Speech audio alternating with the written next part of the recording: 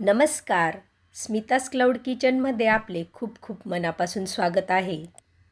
रात्रीच्या जेवणासाठी झटपट चवदार गरमागरम रेसिपी आज आपण शिकणार आहोत. ती म्हणजे लसूणच्या चटणीचं घेरून केलेलं पिठलं. असं पिठलं खानदेशात मोठ्या प्रमाणात बनवलं जातं. चला तर मग झटपट रेसिपीला सुरुवात करूया. पिठलं करण्यासाठी प्रथम मी लसूणची चटणी तयार करून घेणार आहे. त्यासाठी थोडासा लसूण तसेच त्यात 2 चमचे चटणी मी टाकून घेतली आहे. तुम्ही चटणी आपल्या आवडीनुसार कमी जास्त घेऊ शकतात.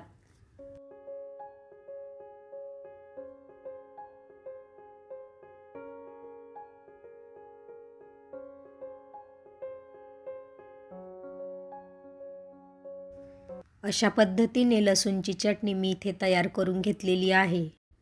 गॅस ऑन करून त्यावर कढई ठेवून घेतली आहे. कढईत तेल टाकून घेतलं आहे. फोडणीसाठी अर्धा चमचा मोहरी, अर्धा चमचा जिरे, कढीपत्ता तसेच 1 मोठा बारीक कापलेला कांदा टाकून घेतला आहे. कांदा लालसर होईपर्यंत परतून घ्यायचा आहे.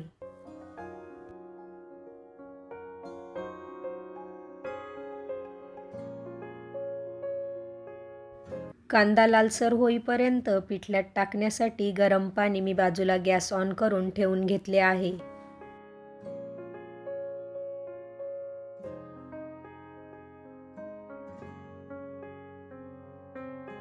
कांदा व्यवस्थित फ्राय झालेला आहे. त्यात केलेली लसूणची चटणी, पाव चमचा हळद तसेच चिमूटभर हिंग टाकून घ्यायचं आहे. लसूणची चटणी व्यवस्थित परतून घ्यायची आहे. कडकडीत अशी फोडणी झाली पाहिजे. आता यात मी अर्धा कप पाणी टाकून घेणार आहे. कारण पिठलं करण्यासाठी मी पाऊण कप पीठ वापरणार आहे. घेरून पिठलं करताना पिठापेक्षा पाणी हे नेहमी कमीच घ्यायचं आहे. हीच आजची खास टीप आहे. चवीपुरते मीठ टाकून घ्यायचे आहे आणि फोडणीचं हे पाणी व्यवस्थित उकळू द्यायचं आहे. बाजूला पाणी देखील गरम झाले आहे. तो गॅस मी बंद करून घेतलेला आहे. फोडणीचं पाणी व्यवस्थित उकळलं आहे. त्यात स्वच्छ धुतलेली कोथिंबीर टाकून पाऊण कप पीठ मी त्यात टाकून घेणार आहे.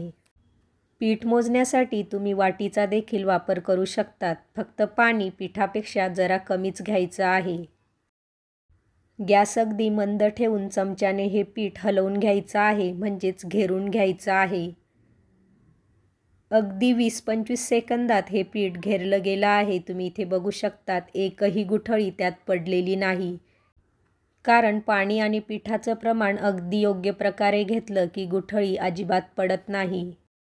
आता हे पिठलं किती घट्टसर ठेवायचं किंवा पातळ करायचं असेल तर त्यानुसार त्यात गरम पाणी टाकून घ्यायचं आहे. पाणी टाकताना मात्र गरमच टाकायचं आहे. थंड पाण्याचा अजिबात वापर करू नका.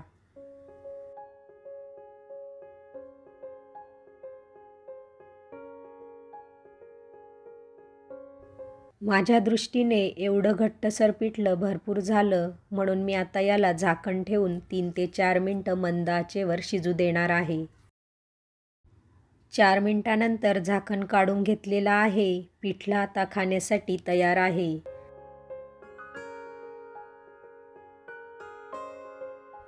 वरून थोडी स्वच्छ धुतलेली कोथिंबीर टाकून घ्यायची आहे आणि जेवणासाठी गरमागरम ताट वाढून घ्यायचं आहे.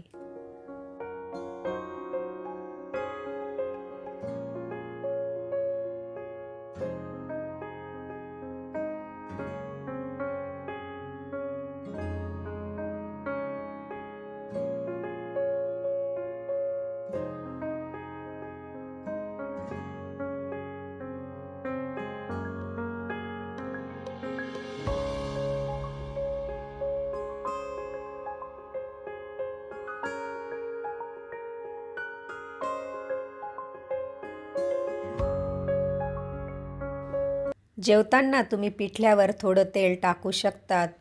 तर तुम्हाला हे घेरून केलेलं पिठलं कसं वाटलं ते कमेंटमध्ये मला नक्की कळवा.